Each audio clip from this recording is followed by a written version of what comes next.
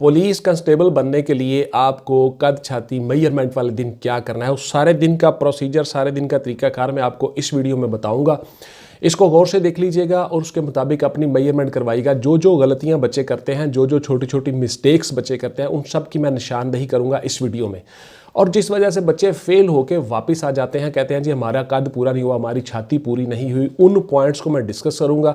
इस वीडियो को स्किप मत कीजिएगा, गौर से देखिएगा और इसमें आपके तमाम सवालों के जवाब मिल जाएंगे। मैं हूं व्यूअर्स रज़ा बुखारी और आप देख रहे हैं बुखारी स्पीक्स यूट्यूब चैनल। और इसके ऊपर मैं अपनी मुख्तलिफ ऐसी वीडियोस बनाता हूं जो आपकी सर्विस ओरिएंटेड वीडियोस होती हैं, सर्विस ग्रूमिंग और करियर ग्रूमिंग के हवाले से। उसमें मैं आपको गाइड करता हूं। मैं ऑनलाइन क्लासेस भी बच्चों की लेता हूं और एकेडमी में फ़िज़िकल क्लासेस भी मेरी लाहौर में होती हैं। उसके साथ साथ मैं आपको कोच करता हूं, गाइड करता हूं, फिज़िकली तौर पे भी और मेंटली भी, कि आप कैसे अप्रोच करके कामयाब हो सकते हो, अपनी सलाहियतों से कैसे फ़ायदा उठा सकते हो। आते हैं वापस मौजू की तरफ जी। इस मरहले में, इस दिन में आपके कद और छाती की पैमाइश होती है मुख्तलिफ पुलिस लाइन्स में, डिस्ट्रिक्ट हेडक्वार्टर पुलिस लाइन्स में। जहाँ पे अजला की डिस्ट्रिक्ट हेडक्वार्टर की पुलिस लाइन्स होती हैं, पुलिस का हेडक्वार्टर होता है, वहाँ पे जाकर आप अपने अपने कद और छाती के मेजरमेंट करवाते हो।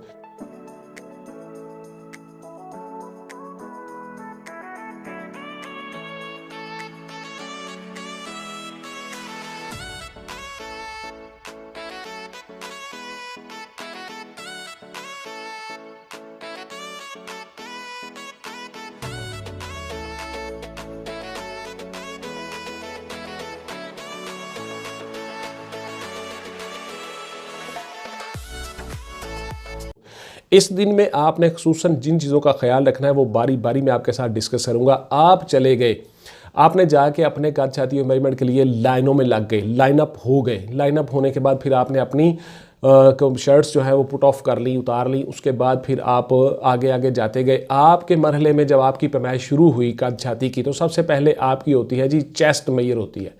चेस्ट मेजर होने में आपने क्या क्या एहतियाती तदबीर करनी है, गौर से सुन लें। आपकी जब चेस्ट मेजर हो रही हो तो फिर आपने उसको फौरी तौर पे फुला के खड़े नहीं हो जाना, चेस्ट बाहर निकाल के नहीं।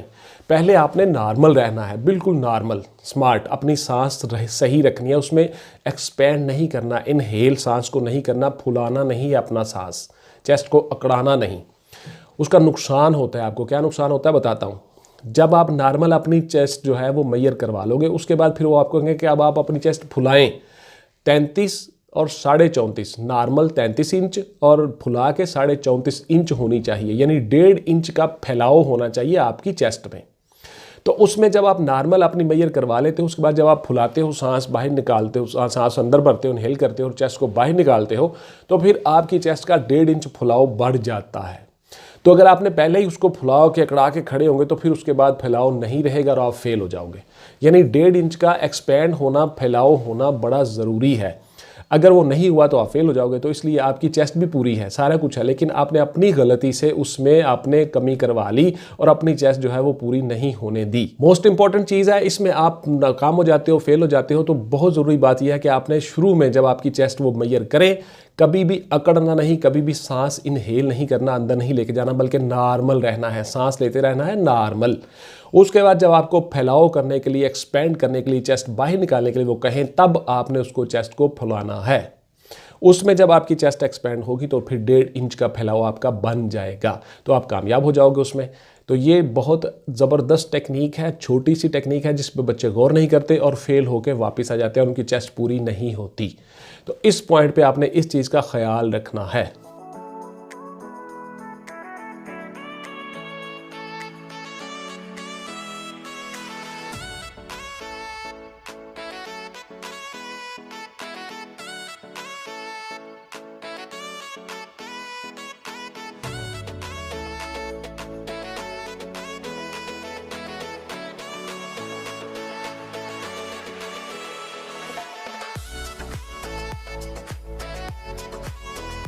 उसके साथ साथ व्यूअर्स, आप लोगों ने अपने जो असल कागजात हैं, डॉक्यूमेंट्स हैं, वो भी साथ लेकर जाने हैं। ज़रूरत पड़ सकती है, आपका कोई कागज़ मिस हो गया, कोई डॉक्यूमेंट मिस हो गया, कोई फाइल मिस हो गई, तो वो पुलिस वाले आपसे मांग लेते हैं कि जी आपके डॉक्यूमेंट्स किधर हैं, वो लेके आए, फ़लाँ कागज़ चाहिए, आपका डोमिसाइल चाहिए, आपका शनाख्ती कार्ड चाहिए, वो फाइल के साथ नहीं था, मिस हो गया था, कहीं निकल गया, प्लेस मिसप्लेस हो गया, कहीं गुम हो गया था, अनअटैच हो गया था वो चाहिए, तो आप वो फौरी तौर पे उनको निकाल के दे दें। यानी अटेस्टेड फोटोकॉपीज़ का एक सेट आपके साथ होना चाहिए और असल डॉक्यूमेंट्स भी पास होने चाहिए, क्योंकि वो किसी स्टेज पे भी पूछ सकते हैं कि ये आपके असल डॉक्यूमेंट्स किधर हैं, तो एहतियातन वो आपके पास होने चाहिए। आपका कोई ना कोई भाई, कोई कज़न को साथ हो, कोई फादर, उसको वो फाइल पकड़ाई हो आपने, और जब आप उसमें मेजरमेंट हो रही हो आपकी चेस्ट की, तो वो आपके पास हो, मौजूद हो, इर्द गिर्द ही आसपास ही कहीं हो। अगर ज़रूरत पड़े तो आप उनको बुला के कॉल करके वो कागजात दे सकें। बड़ा इंपॉर्टेंट ज़रूरी है। बहुत अच्छा आपको मैंने पॉइंट बताया, इसको आपने गौर से जहन में रखना है, डॉक्यूमेंट साथ लेकर जाने हैं।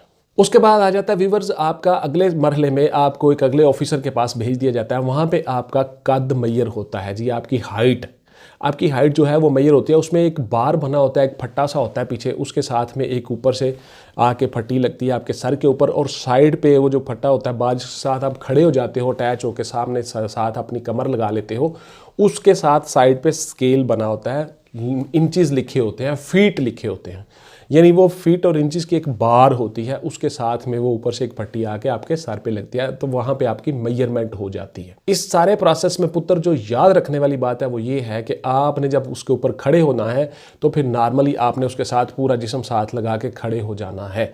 जब वो फट्टी आपके ऊपर सर के ऊपर ला रहे हों तो उस वक्त आपने अपनी गर्दन को थोड़ा सा लंबा करना है, और सर की जो दरमियान वाली चीज़ होती है ये वाली, इसको थोड़ा ऊपर करना है। यूँ नहीं देखना आपने, उसको यूं रखना है, उसमें थोड़ा सा अपने चेस्ट को कड़ाना है, सांस भरना है, और उसमें गर्दन थोड़ी सी उठानी है आपने। इस तरह से बच्चों आपकी जो है वो आपका कद जो है वो अंदाज़न अप्रॉक्सीमेटली मिनिमम 1 इंच, आधी पौनी इंची तक बढ़ जाता है।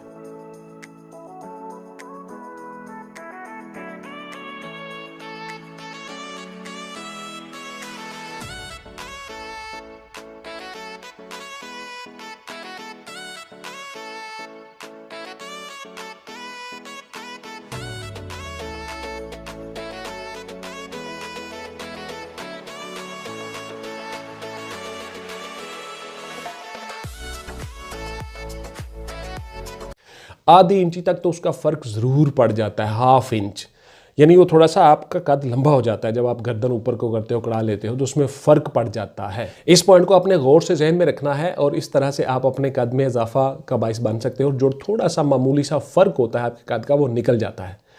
और अगर कद आपका पूरा है, 7 इंच पूरा है, तो फिर आप नॉर्मल खड़े हुए हो तो फिर वो कम हो जाता है, और इस तरह से आपकी गर्दन थोड़ी सी बाहर निकालने से, थोड़े सांस फुलाने से आपकी वो मेजरमेंट बिल्कुल सही हो जाती है, परफेक्ट हो जाती है।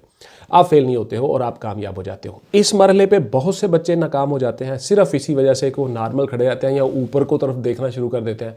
आपने ऊपर नहीं देखना, आपने नीचे देखना, ताकि आपका सर जो है वो दरमियान से ऊपर उठ जाए, जिससे आपके कद का फ़र्क पड़ जाए। सामने नहीं देखना या ऊपर नहीं देखना, नीचे देखना है, और गर्दन को ऊपर थोड़ा करना है।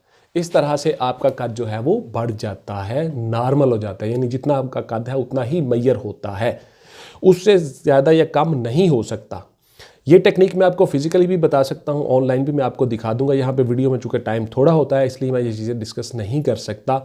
आप मेरी एकेडमी में आ जाओ, ऑनलाइन क्लासेस लो, उसमें सारी चीज़ें टेक्निकलिटीज़ बता दूंगा आपको इंशाल्लाह ताला। एनी हो, वापस आता हूँ मैं मौजू की तरफ। तो इसमें आपने कद बढ़ाने वाली एक्सरसाइजेज और टाइम टेबल और शेड्यूल भी बनाना है। जब आप तैयारी कर रहे होते हो तो उसमें आपने पढ़ाई के साथ साथ एक्सरसाइज का टाइम भी रखना है, उसमें भी आपने ये सारी चीज़ें करनी होती हैं।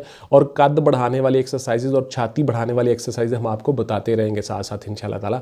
वो सारी की सारी आप महीने 2 महीने प्रैक्टिस करके वो सारी चीज़ें क्लियर कर सकते हो। इसके साथ साथ व्यूअर्स आप अपनी डाइट का, खुराक का ख्याल रखिए, ताकि आपकी जो है वो कद छाती पूरा होता रहे, आपकी हड्डियाँ ग्रोथ करती रहें, आपके जिस्म में बढ़ोतरी होती रहे, आपका जो मसल्स हैं वो क्लियर होते रहे और आपका कद बढ़ता रहे। इस तरह से आप कामयाब हो जाते हो। किसी भी जगह पे आपको फिजिकली फिट होना चाहिए, किसी भी डिपार्टमेंट में आप जाते हो तो उस दिन आप फिजिकल फिट हो। तो इस तरह से आपका जो फिजिकल मेजरमेंट वाला डे होता है पुलिस में, उसमें आप कामयाब हो जाते हो। और अगर वहीं पे, जब आपने वहीं पे रहना है जब तक कि आपको वो कहे ना कि आप जाएं, क्योंकि हो सकता है वो कोई लिस्टें बनाए, हो सकता है वो कोई चीज़ अनाउंस करे, हो सकता है वो आपका नाम पुकारे, आपकी कोई चीज़ मिस हो वगैरह वगैरह। इस तरह से आपने एंड पे जाना है जब वो सबको कहें कि ठीक है जी अब आप जाएं, और अपनी फाइलों को, अपनी चीज़ों को देख के आना है अच्छी तरह से कि आपकी मेजरमेंट हो गई, आपने उन्होंने लिख ली, हर चीज़ ओके हो गई। फिर उनसे पूछ के आना है कि सर अब मैं जाऊँ जी, मेरा क्लियर है, आज के दिन में कोई और काम तो नहीं है, फिर आपने उस प्लेस को छोड़ना है, यानी पूरी जिम्मेदारी से। इस तरह से बच्चों आपका जो मेजरमेंट वाला डे है वो कामयाब हो जाता है, उसमें आप कामयाब हो जाते हो और फिर अगले मरहले में आप शामिल हो जाते हो। इंशाल्लाह ताला किसी और वीडियो में किसी और मौजू किसी और टॉपिक के साथ मिलते हैं। मेरा अगला मरहले पे वीडियो मेरी आ रही है कि जिसमें आपको मैं रनिंग के मतलब बताऊंगा कि उसमें आप कैसे कामयाब हो सकते हो, क्या क्या टेक्निक्स अपना सकते हो। टिल देन टेक केयर, अल्लाह हाफिज़ एंड गुड बाय। पाकिस्तान जिंदाबाद।